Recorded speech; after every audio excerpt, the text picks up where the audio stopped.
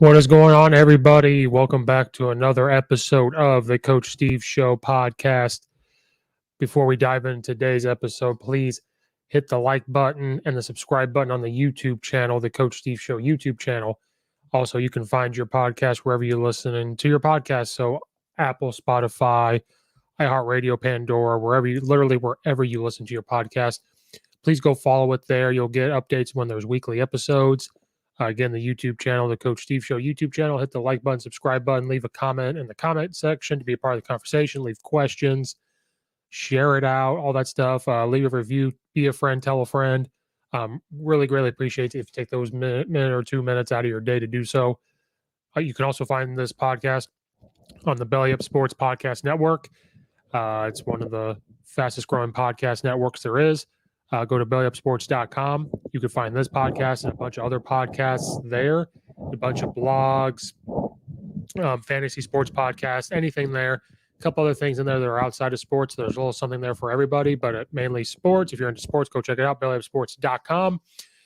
Betting season is in full swing. This podcast and the Belly Up Sports Podcast Network is working with BetUS. It's a sports betting website where you can make same-game parlays, in-game bets, just money lines, all that good stuff, over-unders. It's also a casino betting website, so if you want to play poker, blackjack, without having to go anywhere, you could just do it right online at BetUS. If you use the link in the description below, BetUS-BellyUpSports, make a minimum deposit of $100 and use the code JOIN125, you are going to get free money. And everybody loves free money. You're going to get 125% sign-up bonus. 100% of that's going to go to the sports betting part of the website, and 25% is going to go to the casino betting part of it. Again, use the link in the description below, BetUS-BellyUpSports. Use the code JOIN125. You do have to deposit $100. You're going to get 125% sign-up bonus. Free money. Who doesn't like free money? Take advantage of that deal. I give you bets. Other places on the Belly Up Sports Podcast Network is giving you those bets, but it lets them know that I sent you, that we sent you. It helps grow everything. Really greatly appreciate if you could do that for me. Also, if you are looking for new sunglasses, winter is coming for some of us in the Midwest. Some of you guys on the West Coast and the South, you're still going to have sun. You need Yeetz sunglasses, YEETZ sunglasses. They're some of the most comfortable, excuse me, some of the most comfortable sunglasses in the game. They're also some of the most stylish sunglasses there are. If you're living somewhere where you can still go to the beach, these sunglasses are built for that. They can handle water, sand. If you're on the water swimming, they can also let you see sharks sooner because the water and the sand doesn't, clog it up or anything. It stays crystal clear, so you can see the sharks coming at you pretty quickly, so you can get out of there. They actually will help you see the sharks quicker, fishes, whatever. They're very much quicker than you would normally with normal sunglasses. If you're training outside for your sport during the day, it can also handle the blood, sweat, and tears that come with that. Turf pellets that pop up, anything like that. They can handle you riding your motorcycle, bike rides, running, all that type of stuff. They can handle it. And if you have a big head like I do, they're going to fit your head. They're going to fit your head. They have different styles. In the snow, when the snow is bright, the sun's coming off the snow and it's pretty bright. It will help you when you're driving. They'll block that out for you. You can wear them all year round. And this company cares about people. When they first started, a percentage of this would go to beach cleanups and other community outreach programs. They're willing to listen to other outreach programs you think the money should go to. They will give a percentage of it to that. So go to yeetzofficial.com and use the code CSS to get 10% off your order. We've got to save the planet. So go use that code for me. We got to save the planet with these outreach programs. So go do that for me and let them know I sent you. It helps that company grow. And we can just continue to save the planet. Okay, diving into this episode before I die of some type of cough that's happening to me right now with allergy season. Today, we're just going to go into college football week 9. It's crazy that we are at week 9 already. Even though there's not these humongous games going on right now, we are going to discuss some of the big games that are happening right now, are going to happen this weekend. If you check out my last episode before this, one of the games I'm not going to talk about here because I already talked about it was number 6 Michigan playing number 8 Michigan State. That is one of the biggest games there is. I've already talked about keys to that game and what to look out for. Michigan is sneaky good. Michigan State is kind of the surprise. So if you look at it, Michigan is a sneaky good team. Michigan State is a surprise team. So if you go listen to my Big Ten, my Illinois preview, and I talk about the Big Ten, I'll talk about that game. One thing I wanted to just dive on just very, very quickly is the Clemson Tigers. And one of the big questions around is, are the Clemson Tigers done? Is the dynasty over? What's going on there? People are now starting to doubt Clemson and Dabo Swinney. And it's pretty incredible because we're seeing this kind of in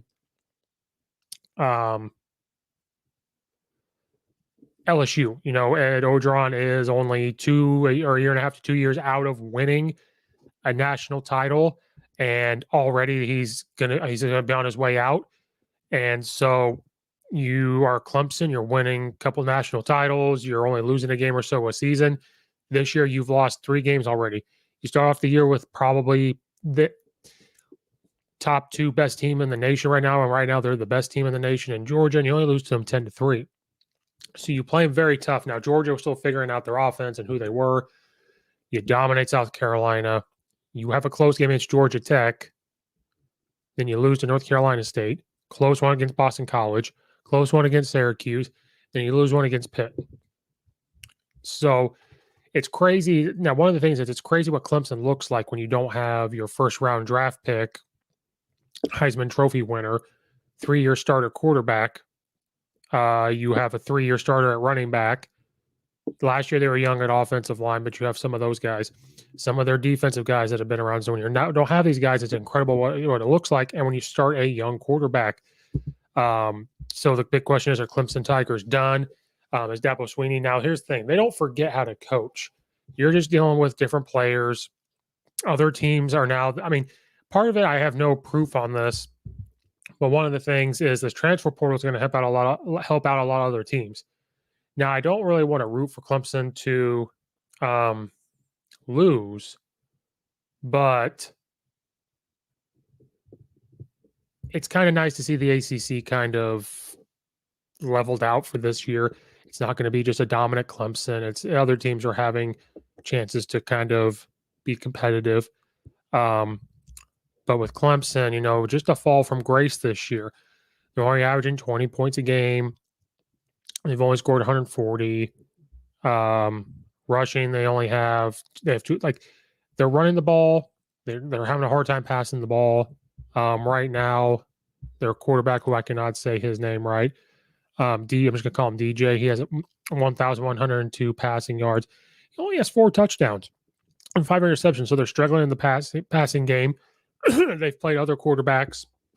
They've played 2 others, and they've combined, 12 of 22. They've only thrown a touchdown between there and one touchdown or 1 interception. DJ has been sacked 13 times, which is a lot. In the run game, Kobe Pace is their leading rusher with 327. Will Shipley has 263. DJ actually runs the ball a lot. He has attempted 67 rushes, more than any of the running backs, and he has 236. So I think Clemson right now, other teams have caught up because of all the talent Clemson had. They were on this hot, like really up here, and everybody in the ACC was trying to play catch up. Well, now when you lose a lot of players at Clemson and you're young and you're waiting for a recruiting class to come in, and other teams' recruits they're older. Some guys from other teams probably came back. I don't see Clemson's dynasty being over. Like, you could say that now because it's not continuing. But they said that about Alabama when they lost their 2 games, didn't make the playoff, had to play Michigan in the Outback Bowl or whatever it was. And I remember that question coming up saying, is their dynasty done? Well, now look what's happening with Alabama. So for right now, I don't think you could really sit here and say, is the dynasty over? You have to see what happens next year. If next year they come back, lose a game, but make the playoff, or that right there to make the playoff, and they're not there, I don't think you say the quote unquote dynasty is over. And another thing is, you got to give Dabo Swinney some credit. I mean, it's not like they're losing every single game. Yeah, they've lost 3. They just look normal. They don't look terrible. They're just normal. They're trying to figure out an identity. They had an identity for 3 years. The kids aren't stepping up. I don't think the coaching staff are stepping up. But with this transfer portal, recruiting, they're young. They're going to have a decent recruiting class come in. You have a young quarterback, young running backs. Like, when you lean heavily on some of these dudes that go on to the NFL, played in big-time games, national title games. It's really tough for you to sit here and say the dynasty's over. Now, next year they do the same thing. You could probably say it's over. Then the next year, if they're losing 2 or 3 games, yeah, you could say it's probably over. So I think that the Clemson Tigers, I guess, deserve a pass. But the only reason why is because of what's happening to them. Now, coming into the season, you're not giving them a pass. They are the Clemson Tigers. They have this high pedestal. People really thought highly of them. I don't think you could overlook them. You know, they could easily, or one day, and I say this in coaching, one day when you're working with new kids, you got to change your system up, trying to figure out what's going to work for them. You can't exactly run what you were running with Sean Watson and Trevor Lawrence. Maybe this has to be completely different. How do you tweak things? Is the defense getting too complicated for them? I mean, doesn't look like they're giving up too many points. But one day the light bulb's going to go off. And so for Clemson, it might go off this week when they play Florida State. It might go off later on. Who knows? But one day the light bulb is going to go off and they're going to come back and be good. I don't think you can sit here and say the dynasty is quite over, but I also don't think you can sit here and say they're this dominant team anymore. But I know Dabo Swinney can't go on and lose way more games than they have now. Look at their schedule. You know, they have Florida State, Louisville, Connecticut, Wake Forest, and South Carolina. I mean, they should be able to beat Florida State. They should be able to beat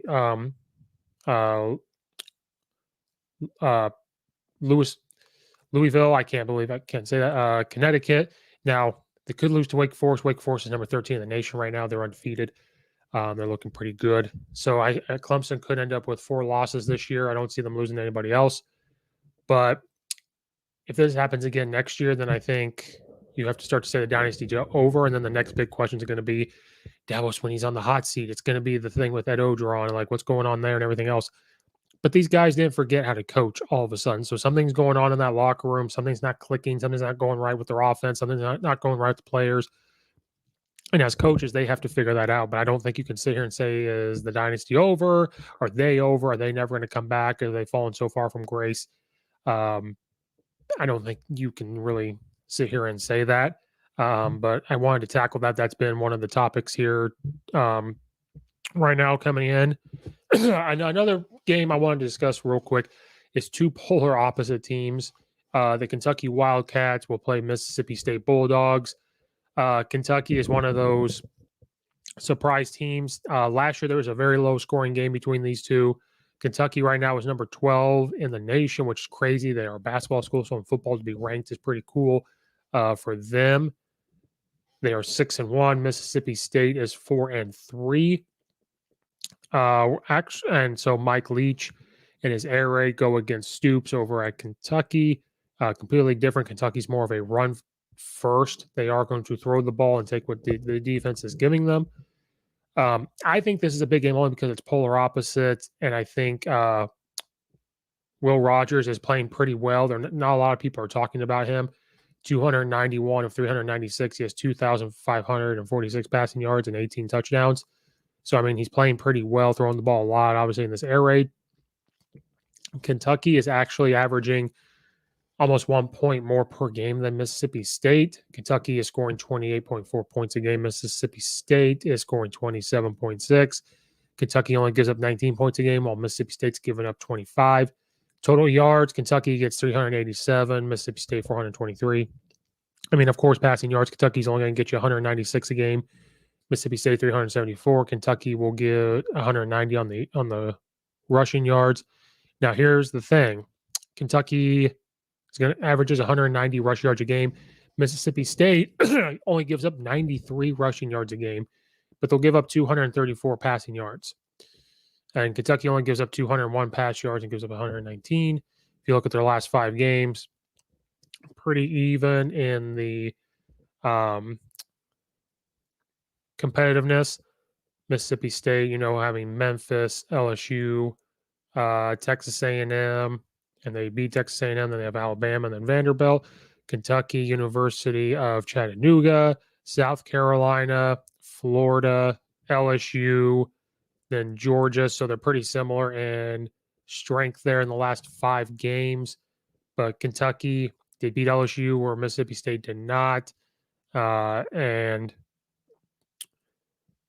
they kind of competed with Georgia, whereas Mississippi State had made too many mistakes against Alabama.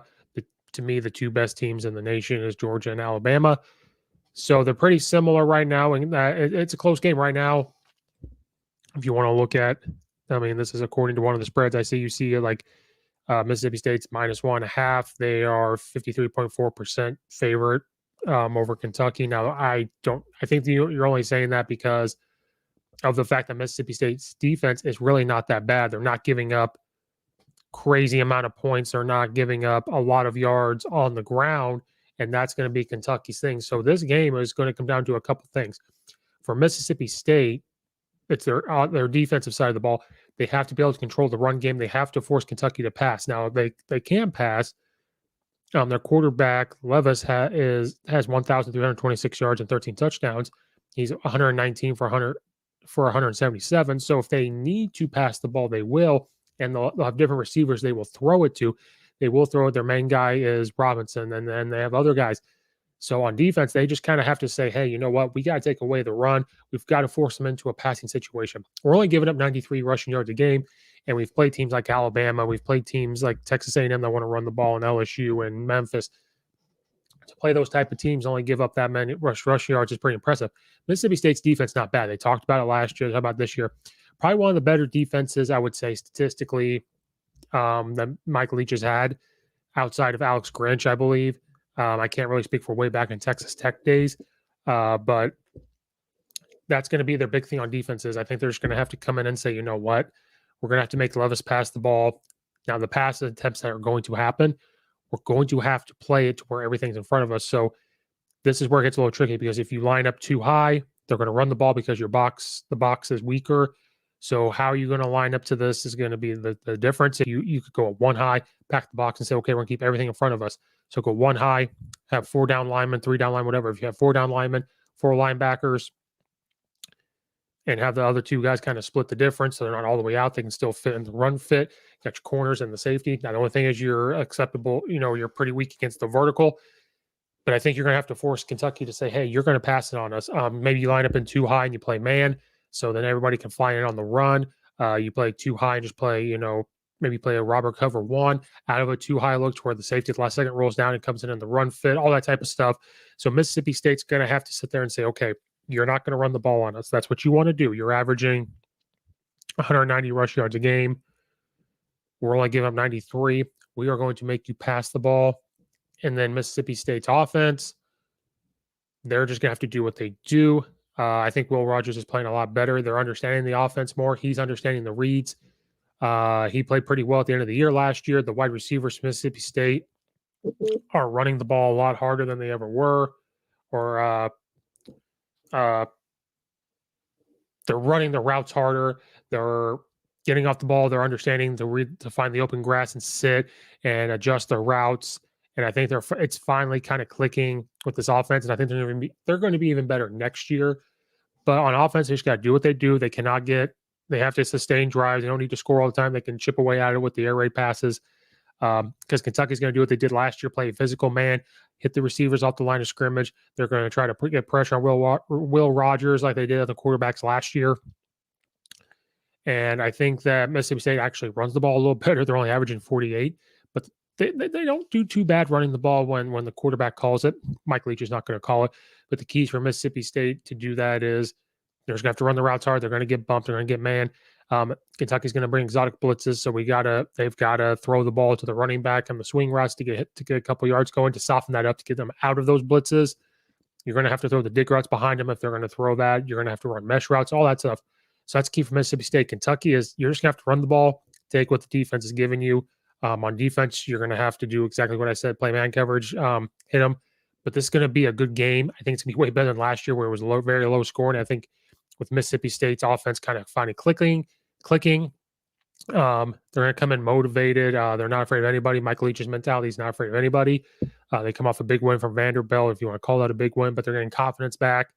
Kentucky got beat up with Georgia, but they've had a little bit of time away. So they're coming in. It's going to be a good game. So moving on, another big game, Ole Miss and Auburn. Right now, Auburn is actually favored to beat Ole Miss because Auburn is hot. Ole Miss, I think, should get some credit because they're hot too, but Auburn is starting to figure out the offense, figuring out their new defense, figuring out their new offense. And it's going to be a good game. Excuse me. Technical difficulties here, just reading this. But it's going to be a good game. Ole Miss is a little beat up, but they held their own against LSU. Auburn, I mean, what can you say? They've won some big games. Ever since they lost to Penn State. They had a close game against Georgia State, but then they had a close game against LSU, and then they started to figure out Georgia is Georgia, and then they had the big one against Arkansas. They've had time off to kind of recuperate. Ole Miss has played Alabama, Arkansas, Tennessee, LSU. So they've had a tough stretch of games here. They had their bye week earlier, I believe, in the year. Right now, Auburn's about -3.5. Over-under for this game is 66. I think this game is going to be high scoring, but it's not going to be crazy high scoring. I think there's going to be some scoring, that their defense are going to figure it out. Ole Miss right now is scoring more points. They're averaging 41 a game. They're giving up 28 points a game. They're getting 554 yards. Passing, they're doing 277, but Ole Miss runs the ball, believe it or not. People think Lane Kiffin's going to be like this air raid. No. They want to run the ball. Everything's predicated on running the ball. Lane Kiffin Lincoln Riley was air raid, but he wants to run the ball too. I don't believe Lane Kiffin coach under air raid. He understands that you'll see those concepts, but he wants to run the ball. They're doing 263 yards a game on the ground on average. They're giving up 420 yards a game. They're giving up 241 passing yards, 179 defense. Auburn is scoring 35 points a game, giving up 19. They get 447 total yards a game. They're getting 251 passing yards to 196 rush yards. They give up 217 pass yards and 122. So again, it's very similar. They're only 122 is a lot, but Ole Miss to average 263 is huge. So Auburn, their defense is going to have to come in and try to say, okay, we can't fall into this thing where we think that Ole Miss wants to be a passing team and pass the ball first. Yes, they have a Heisman candidate quarterback, probably NFL draft pick in Corral. He has 1,913 yards, 15 touchdowns, 1 interception, and he is the leading rusher with 474 yards. So when you have a guy that's going to run like that, it makes it hard. Like, are you going to stop the running back? You're going to stop him. And that's why I think they're getting so many yards, because if you focus on him, to hand the ball off.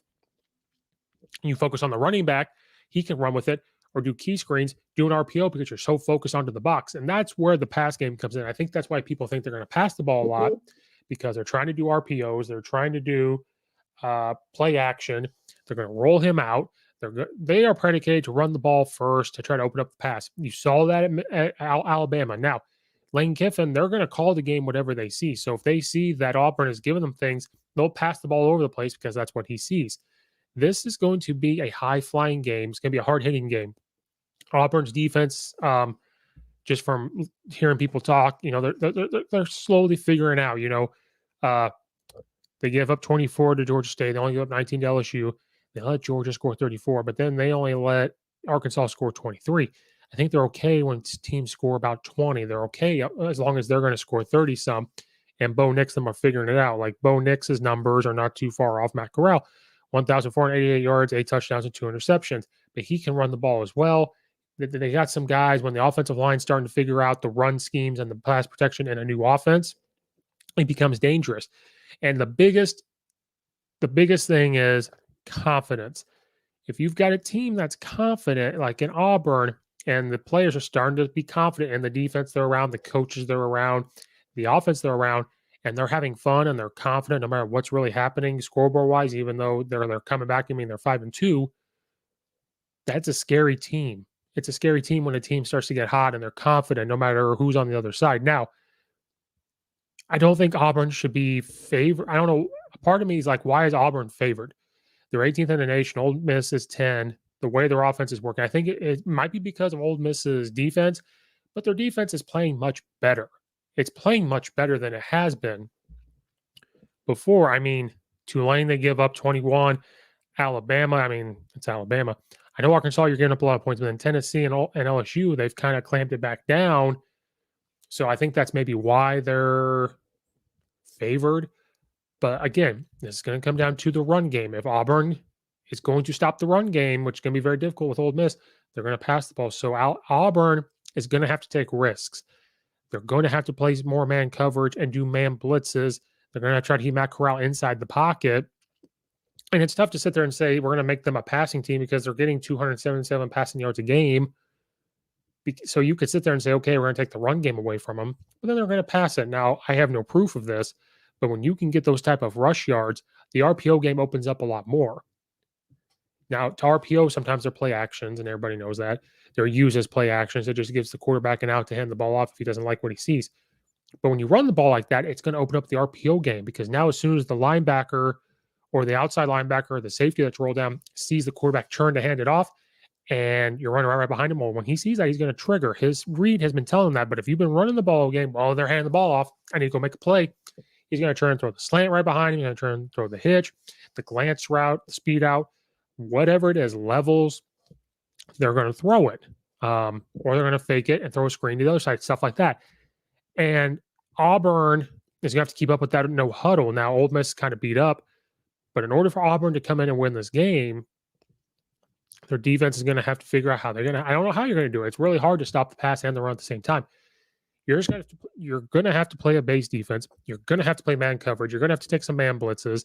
You're going to have to bump the receivers off the line of scrimmage. You're going to have to be very physical with them, and you're going to have to trust that your front seven, your defensive line, and your linebackers are going to scrape over the blocks, get hands on, command double teams, maybe create piles in the middle when the ball's handed off, and allow outside backers or the safeties to flow down and make the play. Be very physical.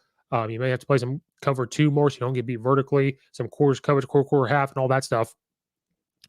Some mixed coverages when they're trying to do the RPO stuff so you can hand it off. So when you see your guy run around or do whatever, well, that's his guy now, not my guy. That's the type of stuff they're going to have to do. Ole Miss just have to come in and do what they do. There's really nothing more they have to do. The only thing on defense, they just can't let Bo Nix get around and start making big plays. They can't let him run around the outside the pocket and make a big throw down the field.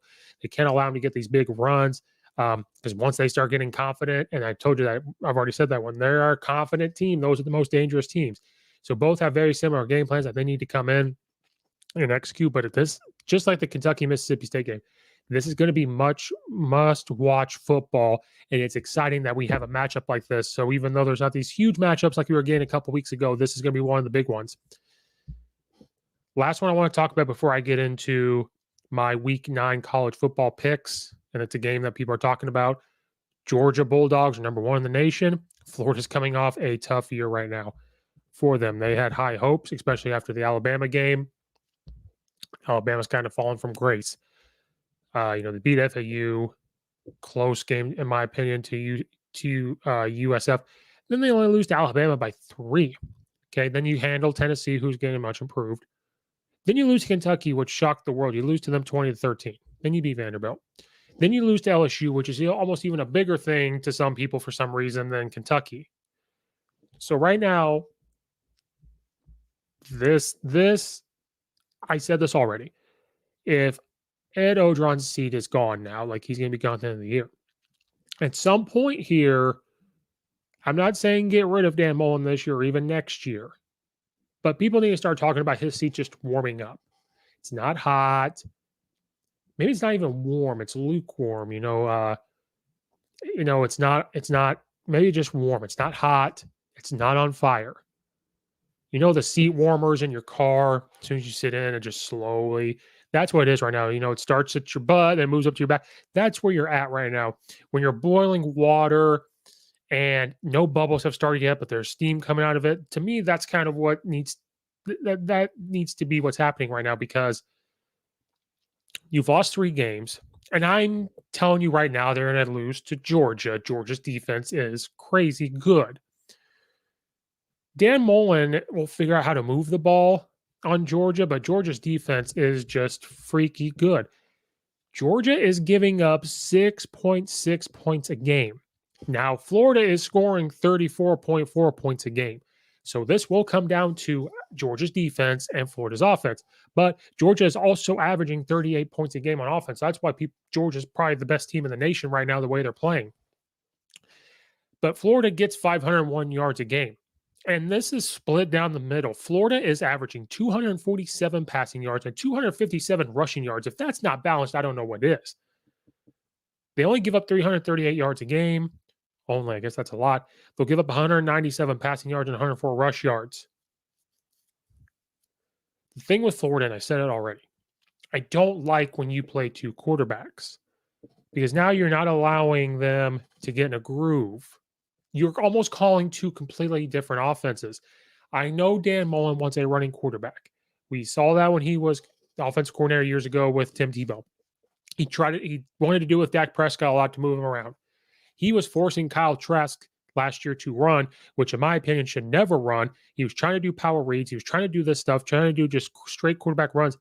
Yeah, maybe if it's 3rd and 1, I could see you doing that. But then there's normal times you're doing power reads, Kyle Trask. I don't think he's a running quarterback. So right now, Dan Mullen has to make a decision. Is he going to go with his passing quarterback, or is he going to go with somebody else? Like, you've got to make a decision here. I think he really wants to run the ball with the quarterback. But you can't do it. I don't think you should be able to have it both ways. Are you going to play Emory Jones? Are you going to play Anthony Richards? I mean, right now, Emory Jones has gotten you 1,205 passing yards, 10 touchdowns. Now he's throwing a lot of interceptions. Anthony Richards out there, he's throwing 5 touchdowns and 3 interceptions. So to play these two, you just don't allow them to get in a groove. Does that mean the other quarterback can't get some snaps in practice? No. But that doesn't mean I like it when you kind of switch quarterbacks in the red zone. If you've got a guy that can kind of, that's what they did with Tim Tebow his freshman year. Chris Leak would play the game. They get down the red zone.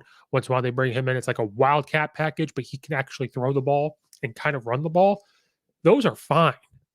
But when you're rotating, let's say in a drive, you get the ball. Now it's 1st and 10 again. You get the first down. You bring another quarterback in for a play or two, and then maybe you get the first down. Maybe it's 3rd down now. Now you bring the other quarterback in. That type of stuff I don't like. I don't like it because you don't get a groove. You think you're keeping the defense on their toes. But if they know that a quarterback comes in and says that's their passer, or he's better at passing than running, we're going to make him run. You bring the other quarterback in, well, he's really good at passing. Or vice versa, the flip-flop. So your defense is going to do whatever. They're going to flip-flop it. You're not fooling anybody at this point because you're bringing them in all the time. I think you just got to pick a quarterback and take it. I don't understand why you're playing both. I just never been a big fan of it. So right now, I think after this game, they're going to lose and Florida's going to be 4-4. What a big fall from grace. Now, Georgia's giving up 6 points. I could see Florida coming in and scoring probably 2 touchdowns. Probably score 14-21, somewhere in there, because Dan Mullen's offense. Not saying he needs to be fired, but something's going to have to change. So I think he needs to have a coming to Jesus moment and say, do I want a running quarterback? Do I want a passing quarterback? Bennett for Georgia's been playing better because he only has 996 passing yards, but when you can run the ball, your defense is doing their job, you don't really need to throw. I mean, Georgia's 80% picked. I believe they are 14.5 favorite. Over under is 49-51. So for this one, Dan Mullen's just going to have to do what he does, call the plays he needs to. He's got to sustain drives, but it's going to be hard against that Georgia defense. But I think you're going to have to just go with the hot hand. So when he's rotating his freaking quarterbacks at the beginning of the game like he does, he's just going to have to figure whoever's hot at that time, he's just going to have to keep him in there. Because you saw at LSU, one would struggle, bring the other one in. He struggled because you're not letting him get into a flow. You're not, you know what I mean? And it's cool. You want both to play. They both bring something different to the game, but you're not getting the rhythm. You're not getting all these first team reps with the first team. Doesn't mean the other guy can't get some reps. You can have some packages when you get inside the red zone. After a timeout, you bring him in and the defense wasn't ready for it because on a timeout, they're over there. They can't really see who's subbing until they get out on the field. If you sub them, in between, the defense is now allowed to sub and all that. So Dan Mullen just got to figure out who he is. Be who you are. Not a Matt Nagy quote. Nobody come after me saying Matt Nagy. But be who you are. You want a running quarterback? Put the running quarterback in and work on the pass game. Be a coach and do that. But also, I don't think he needs to be fired. I've said that before. Go listen to that episode. But I don't think that. But right now, after this game, his seat's going to warm up. It's that car. It's the warmer seats in a car. Right now, it's going to start on the butt. And then if this happens again next year, it's going to start to warm up, move up the back. And then the third year, after the next year, if he's losing 2 games, 3 games, and they're not winning SEC championship, it's going to start to get hot because Florida's one of those teams that has these high expectations, even though they haven't won a championship in a long time. Or, I guess since Urban Meyer, they have these high expectations. And this type of season happens, it's going to start to warm up.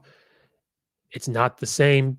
I don't know why Dan Mullen's getting different treatment than Ed Ogeron. Like I said, there's probably stuff I don't know. Maybe the stuff I haven't seen and I'm just ignorant to. I have no idea, but it's not going to go well for Florida. But this still is a big-time game. SEC football. Florida is still a good football team. If you put them in a different conference, they'll blow people out of water. They're playing the SEC. Georgia is Georgia. We know what's going to happen. I see this is still going to be a hard-hitting game. I think Florida is going to get up for this. If they gave Alabama that best shot, I think Georgia's going to get a really good shot.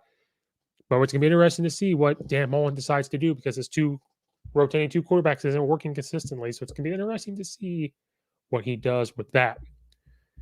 To wrap up the episode, we are going to dive into my college football week 9 bets. Recap, again, there's no rhyme or reason. I just see once I like, I'm going to do it. So it's going to be inconsistent records. I know that's probably not the best way to do it on a podcast, but it's what I want to do. Last week, I went 4-3. Went 4-3. Not a bad record. Got the Syracuse right, Wisconsin, Ohio State, and my Notre Dame pick. The Memphis won, the Ole Miss won, the Oklahoma won. Kind of hurt me. Still good games here. So you're going to get my picks of the week in college football week 9. Iowa does play Wisconsin. If you watch my Big Ten one, you know who I think is going to win. I think it's going to be I'm taking Iowa plus 3.5 because I could see this coming down to a field goal or Iowa winning. Tulane will play Cincinnati. Tulane has played some tough games. The way I think if they come and play the way they did it, like against Oklahoma, Tulane, right? Cincinnati's right now is minus 26.5. I'm going to have Tulane plus 26.5. I think they play closer than the 26.5. Kentucky versus Mississippi State. I think it's going to be more high scoring than it was last year. Both offenses are better than they were last year. I'm going to say combined, it's going to be over 47.5. Ole Miss versus Auburn. First half combined, I'm going to go under 33.5. I think it's going to take a while for some of these offenses to figure it out a little bit. So in the first half, I'm going to say under 33.5 combined. Penn State and Ohio State, I think it's going to go over 61.5 because I see Ohio State scoring a lot. And then maybe Penn State getting up for this game and getting some garbage points. And then Nebraska and Purdue, I think the first half combined score under 27.5. So Nebraska, Purdue first half combined under 27.5. So there's this episode. I just want to go over some college football week 9 games. There's still some good games outside of these. These are just the ones that caught my eye personally. Then you got my college football week 9 bets. Go make those bets. Go make some money. Check out all the affiliates in the description below. Go get the free money. Go make the bets. Go check out all that. Thank you guys so much for listening. I really appreciate it. Check out the weekly episodes. There's some things coming down the pipe. Hopefully getting some more interviews, all that good stuff. Some things coming down the pipe with Belly Up Sports. We'll see what happens with that. So things, just different things. Just stay tuned for that. We'll see what happens. May not happen at all. But thank you guys so much for listening. Go check out all the other episodes. Thank you guys so much. And we are gone.